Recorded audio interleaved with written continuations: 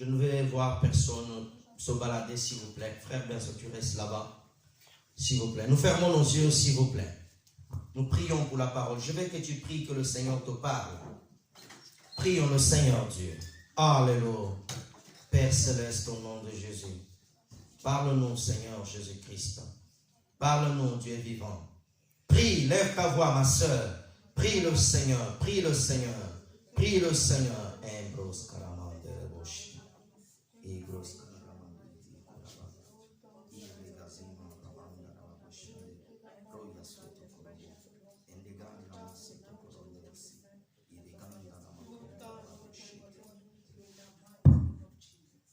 Père céleste, au nom du Seigneur Jésus-Christ, nous te louons, nous te glorifions. Merci Père de ce moment que tu nous donnes. Père, au nom de Jésus-Christ, donne-nous ta parole, que ton Esprit Saint nous enseigne. Ô Seigneur, ouvre l'entendement de ton peuple au nom de Jésus. Cher Saint-Esprit, enseigne-nous. Ceux qui vont écouter ce message aujourd'hui, après et des années, Seigneur. Bénis, Seigneur, ta parole. Échange-nous. Aide-moi, ton serviteur. Merci, Père de gloire. Au nom de Jésus-Christ, nous avons ici prié. Amen. Amen. Acclamons le Seigneur Jésus-Christ. Amen.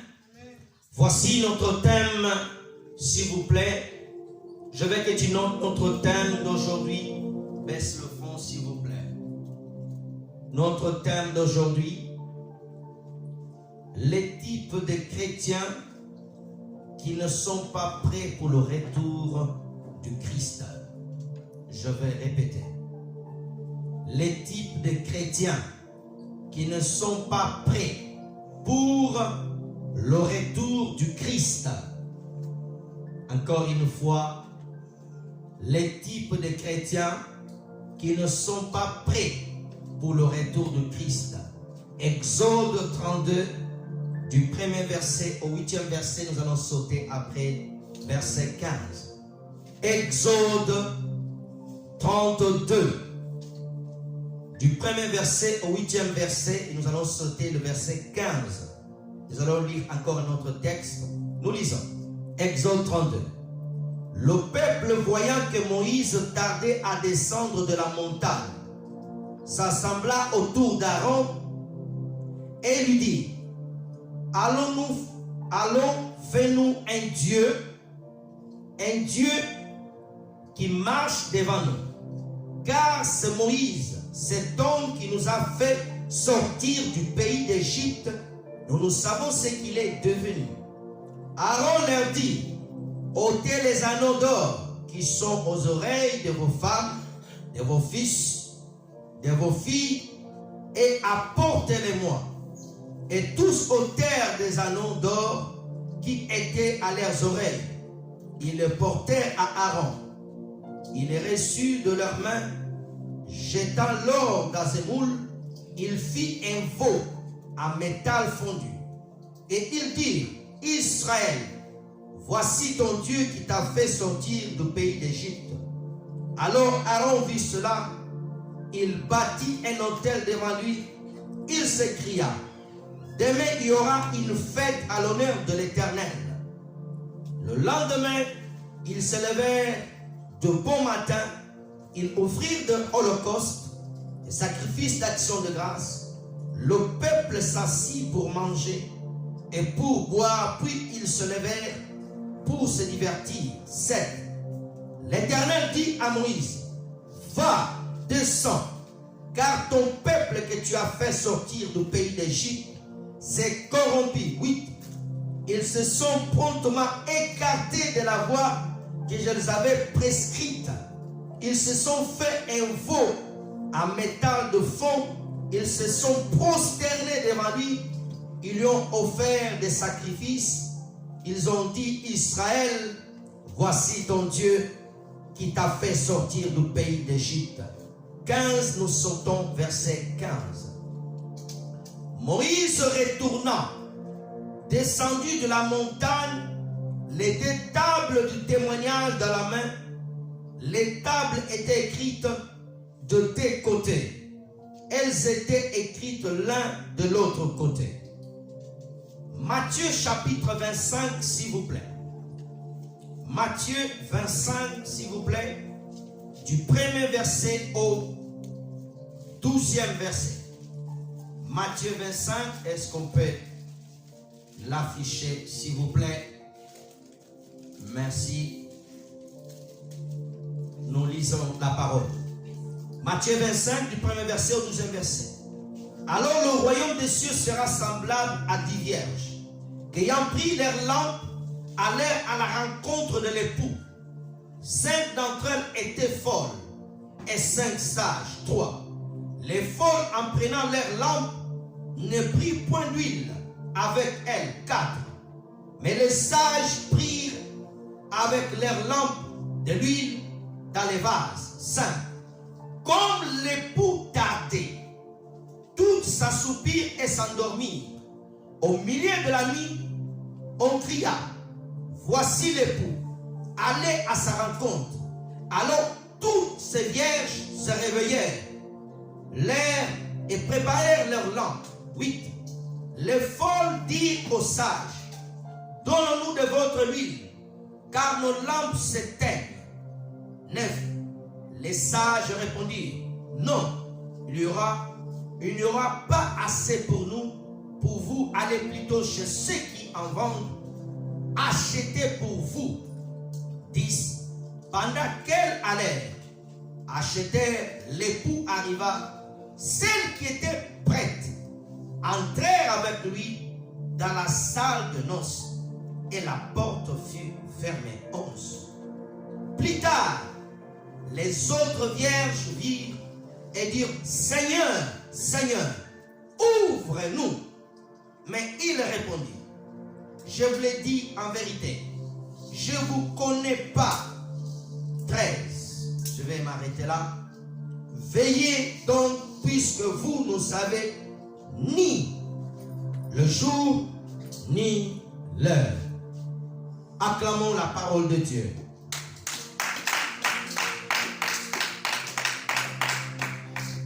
Gloire à Dieu.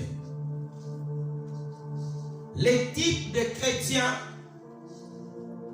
qui ne sont pas prêts pour le retour de Jésus-Christ. Nous voulons enseigner sur les genres de chrétiens qui ne sont pas prêts. Gloire soit rendue à Dieu.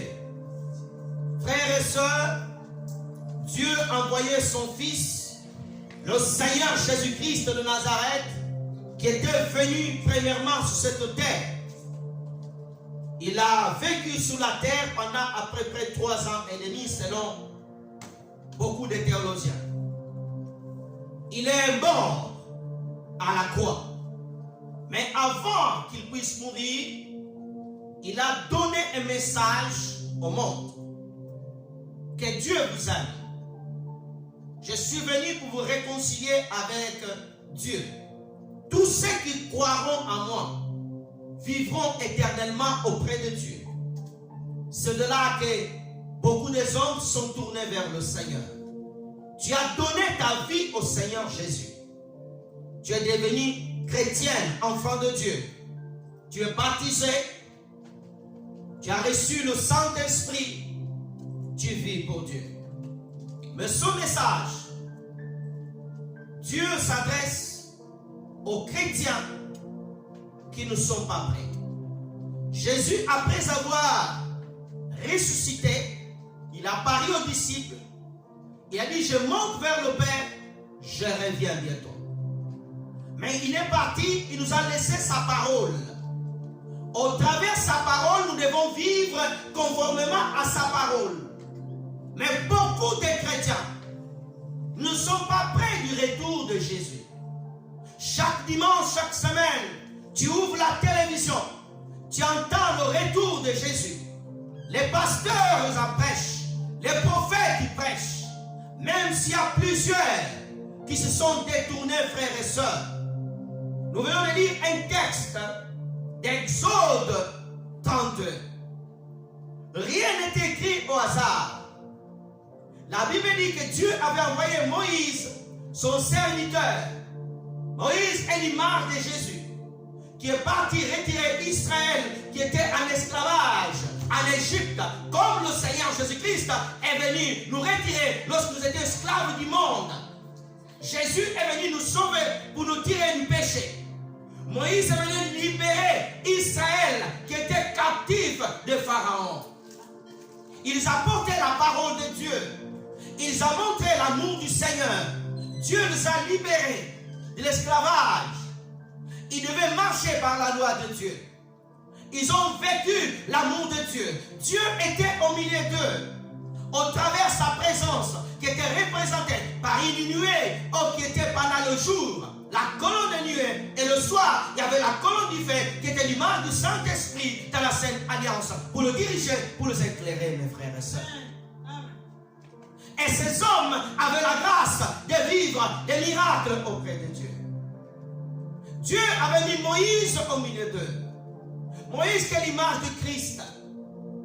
Dieu appelle Moïse pour monter à la montagne, pour le parler. Comme le Seigneur Jésus-Christ est monté aussi au ciel pour aller nous préparer une place. Jean 14, la Bible dit que le Christ dit, je monte vers mon Père, Jean chapitre 1, verset 1 et 2 et 3, vous préparez une place et je viendrai vous chercher.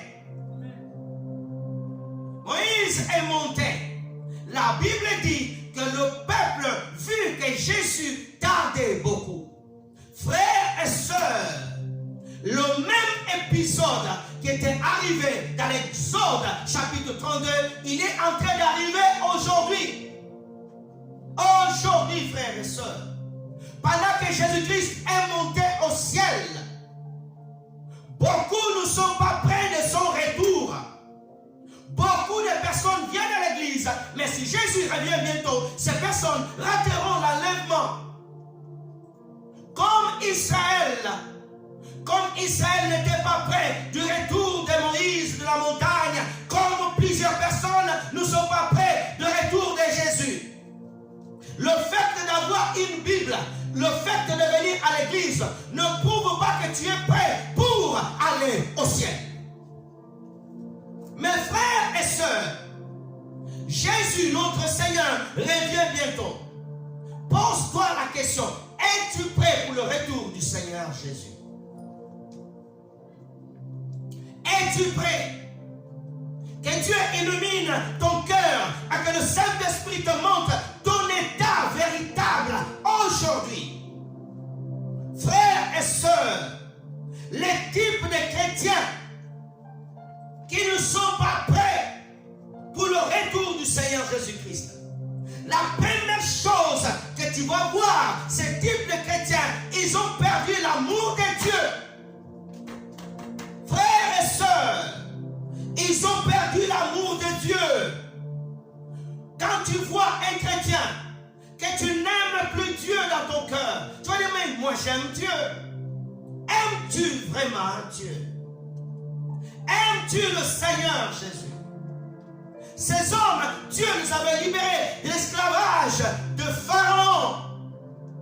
Mais ces hommes, lorsque Moïse est monté, la Bible dit, ces hommes se sont détournés.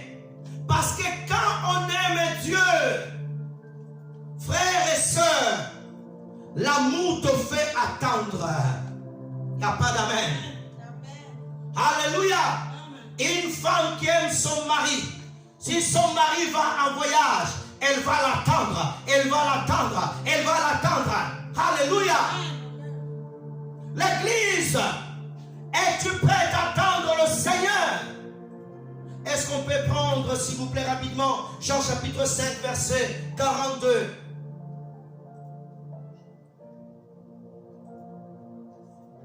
Jean 5, 42.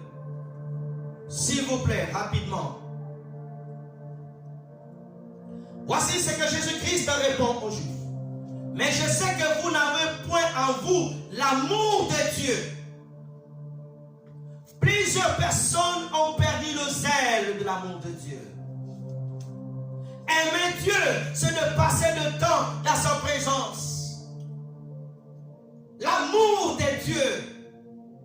Quand tu vois des chrétiens, frères et sœurs, quand tu vois des chrétiens qu'ils ont perdu cet amour de Dieu. Quand tu nous parles de Dieu, ils n'ont plus cette soif. Quand tu parles de Dieu, ils n'ont plus cet amour. Alléluia. Amen. Oh frères et sœurs, Israël avait perdu l'amour de Dieu. Les chrétiens qui ne sont pas prêts pour le retour de Jésus-Christ, ils n'ont plus l'amour de Dieu dans leur cœur. Ils n'ont plus cet amour de Dieu dans leur cœur. Alléluia.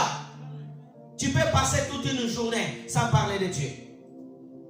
Combien de temps tu soupires à Dieu?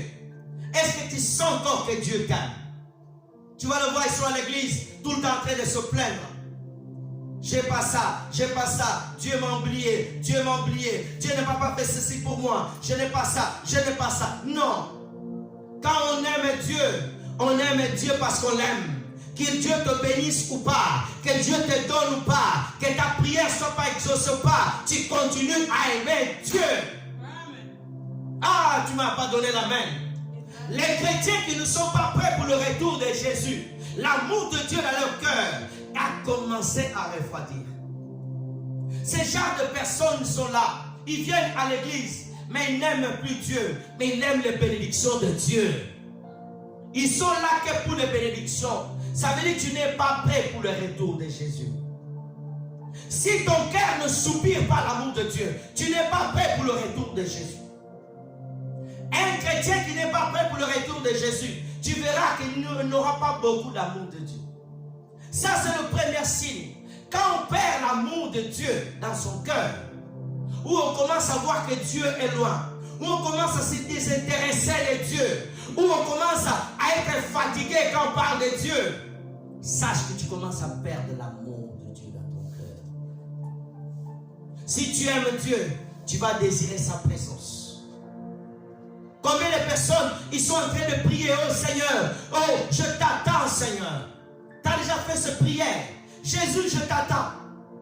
Dis non, Seigneur ne vient pas encore. Hein? Alors Seigneur ne vient pas encore. Une chrétienne qui est prête, il va désirer la présence de Jésus. Il n'y a pas d'amen. Quelqu'un qui n'est pas prêt va dire Seigneur, attends un peu, attends, ne viens pas encore. Pourquoi? Parce que tu es dans le péché. Alléluia. Et Jésus, ne viens pas encore. Hein? Papa, attends, papa, attends. Non. Frères et sœurs, prie que l'amour de Dieu brille en toi. La Bible dit dans Romains 8, verset 5, car Dieu a répandu l'amour par le Saint-Esprit. Lorsque l'amour de Dieu est en toi, tu vas briller, ton cœur va briller, ton cœur va briller. Amen. Alléluia. Amen. Le deuxième signe, pour voir un chrétien qui n'est pas prêt, il ne sait pas attendre. Il ne sait pas attendre. Alléluia. Matthieu 24, verset 48, s'il vous plaît. Rapidement. Matthieu 24, verset 48. On va lire verset 38 après 48. Même 38 après 48. Car dans les derniers jours qui précédaient le déluge, les hommes mangèrent et ils se mariaient, leurs filles et leurs enfants, jusqu'au jour où Noé entra dans l'arche. 48, s'il vous plaît. Savoir attendre. Mais, si c'est un méchant serviteur qui dit à lui-même, mon maître tarde à venir. La première phrase que nous lisons de l'Exode, comme le peuple vit que Moïse tardait. Alléluia. Le chrétien qui n'est pas prêt d'arriver de Jésus dit, mon maître tarde. Oh, Jésus va, dans la Bible, depuis qu'ils ont dit, Jésus revient dans 1000 ans. Oh, il n'est pas revenu, bon, allez. Oh, c'est pas grave, bon, ça fait longtemps, il ne va pas revenir. Qui te dit ça? Tu n'es pas maître de lendemain. La mort peut intervenir. Alléluia. Jésus peut revenir aujourd'hui. Tu ne sais rien. Oh non, quand tu vois un chrétien qui n'est pas prêt pour le ciel, il va jouer avec le temps. Alléluia. Sa vie, il va jouer avec le temps. Alléluia. Tu penses que tu as beaucoup de temps. En fait, tu n'as pas beaucoup de temps. Toi et moi, nous n'avons pas beaucoup de temps. Alléluia. Quand tu vois quelqu'un est tout le temps fatigué du temps, ah, ça fait longtemps, hein? Ah, mon maître va tarder à venir, hein? Jésus va venir à venir. Ces chrétiens-là, ils ne sont pas prêts pour l'arrivée de Jésus. Si Jésus revient aujourd'hui, ils rateront l'enlèvement. Parce que ce serviteur, il dit, le serviteur méchant, il se disait en lui-même, mon maître tardera à venir. Mais ce serviteur-là, il n'avait pas l'agenda de son maître. Alléluia. Personne ici sur la terre peut nous dire que Jésus va venir le 31. Il y a eu un jeune frère sur YouTube. Il a fait un rêve. Il a vu le jour de l'enlèvement. Archi faux. C'est un rêve du diable. Personne ne connaît le jour. Ni les anges, ni le Fils de l'homme. Alléluia. Personne ne connaît le jour. Aucun prophète veut dire Jésus-Christ viendra le 30 juin. C'est un faux prophète. Et comme je ne connais pas le temps que mon maître va arriver, je dois me préparer. Alléluia. La préparation.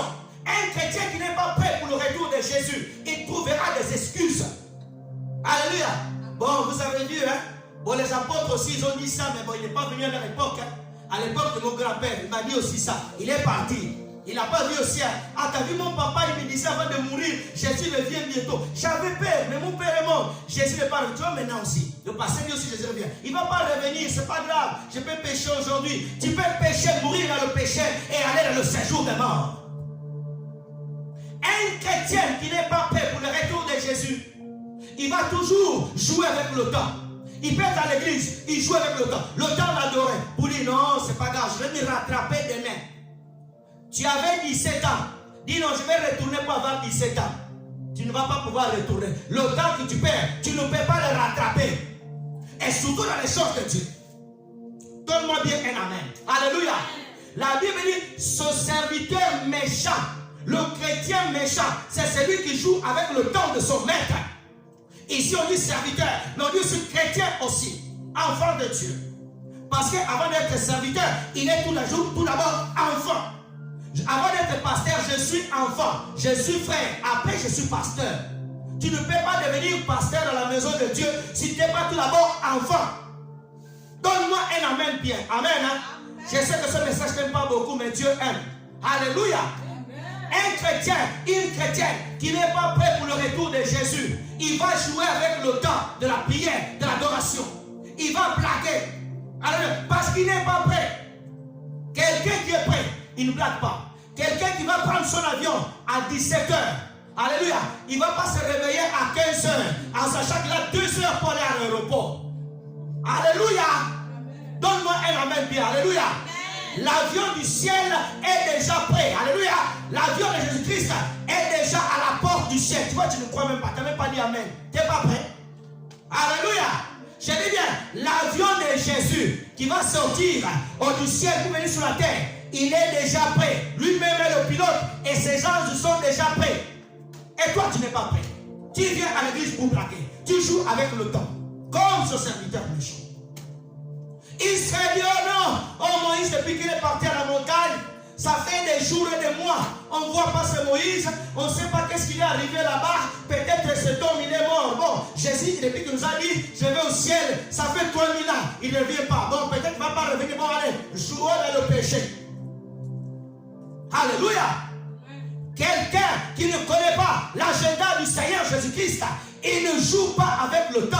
Car celui qui a l'agenda, c'est Dieu. Celui qui a l'agenda, c'est Jésus. Toi, tu dois censé te préparer. Je dis bien, tu dois censé te préparer.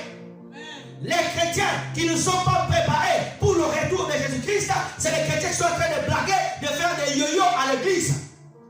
Quelqu'un qui attend le ciel, quand il vient à l'église, il ne vient pas pour blaguer. Chaque temps à l'église, tu profites. Tu maximises ton temps. Alléluia.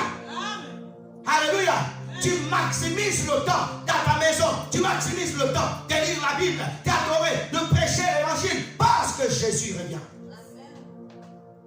Il y a des gens, des chrétiens sont en train, tu n'es pas prêt.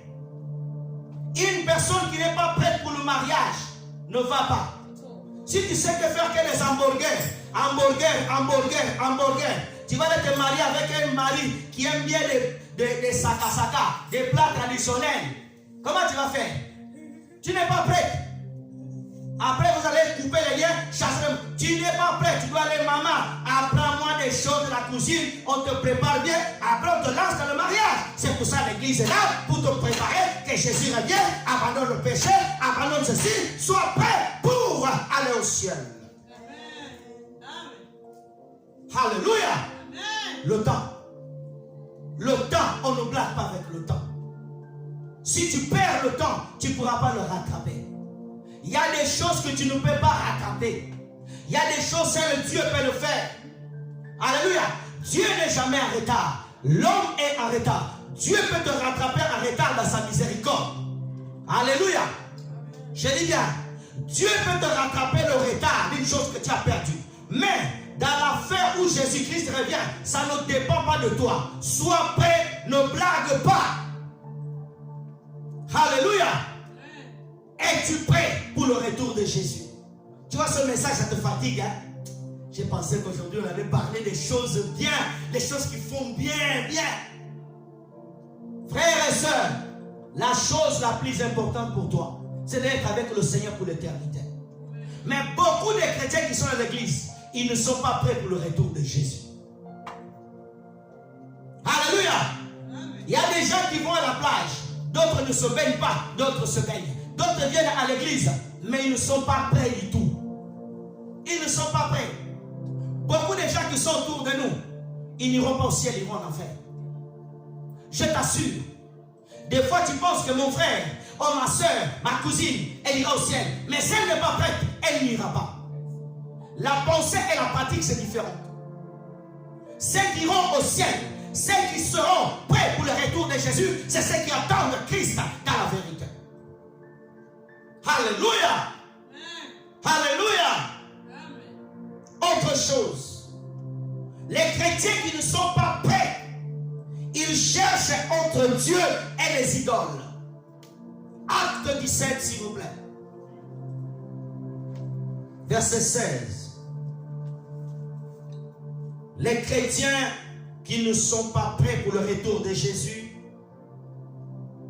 ils cherchent entre Dieu et les idoles. Lisons cela. Comme Paul les attendait à Athènes, il sentait au-dedans de lui, de son esprit, de s'arrêter à la vie de cette ville, pleine des idoles. Frères et sœurs, les chrétiens qui ne sont pas prêts pour le retour de Jésus, ils cherchent autre chose. La Bible dit qu'Israël est parti voir Aaron. Il dit, cet homme Moïse qui est parti, il nous, fais-nous un autre Dieu. La Bible dit qu'ils ont pris les boucles des oreilles de leurs femmes, de leurs filles et de fils. À l'époque, des hommes portaient aussi des boucles des oreilles. Lisez bien, des hommes et des femmes. Les boucles d'oreilles, ce n'est pas un péché. Une parenthèse. Amen. Esther l'en a porté. Beaucoup de personnes l'ont porté. Ça dépend de la façon dont comment tu portes. Beaucoup de gens prennent ce passage pour dire que non, vous avez dit c'est satanique. Non, ce n'est pas satanique, une boucle d'oreille. Ça, c'est un bijou.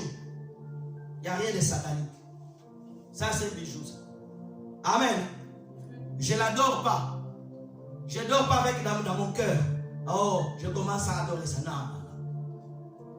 Ils cherchaient un autre Dieu. Des chrétiens qui ne sont pas prêts pour le Seigneur Jésus-Christ. Ils ont leur Dieu maintenant. Les idoles, ta télévision est devenue ton Dieu. Les chrétiens qui passent beaucoup de temps dans la télévision. La télévision n'est pas mauvaise, mais tu passes des heures à regarder de novelas, 4 heures de novelas, 20 minutes de prière. La télévision est devenue ton Dieu, tu es un idole. 3 heures sur WhatsApp en train de regarder. Le doigt devient chaud. Cela est devenu ton idole. Tu n'es pas prêt pour le retour de Jésus-Christ. Alléluia. Un idole, c'est une chose qui te donne plus de place. Il y a des choses qui ont pris plus de place dans ton cœur.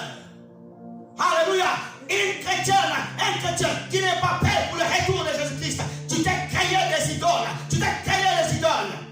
YouTube n'est pas mauvais, mais quand tu passes des heures à regarder des prédications, des heures et des heures, à regarder des témoignages et des témoignages, des témoignages et des témoignages, des témoignages, des témoignages, des témoignages, des témoignages, ce temps-là, tu n'as jamais passé ce temps-là pour prier, pour adorer, pour parler de Jésus. Alors ça devient un idole, un Dieu étranger.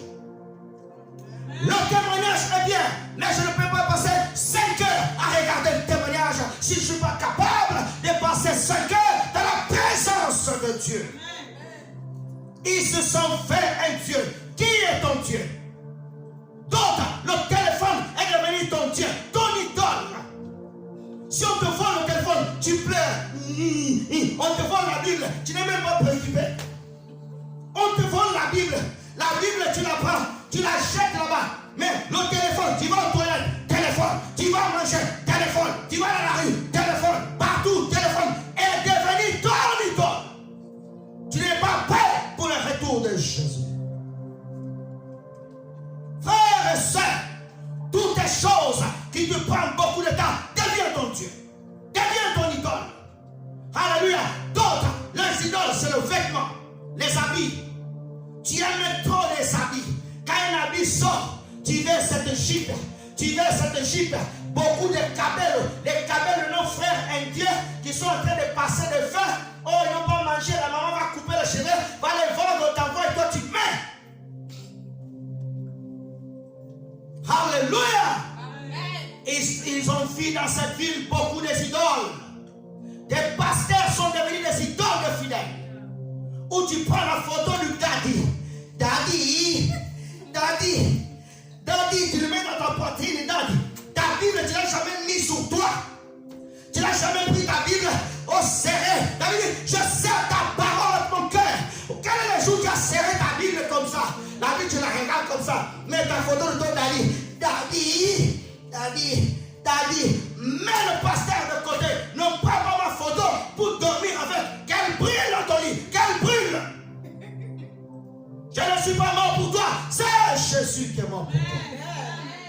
Alléluia. Des pasteurs qui sont devenus des idoles. Au nom de ton pasteur, mais qui ne devient pas ton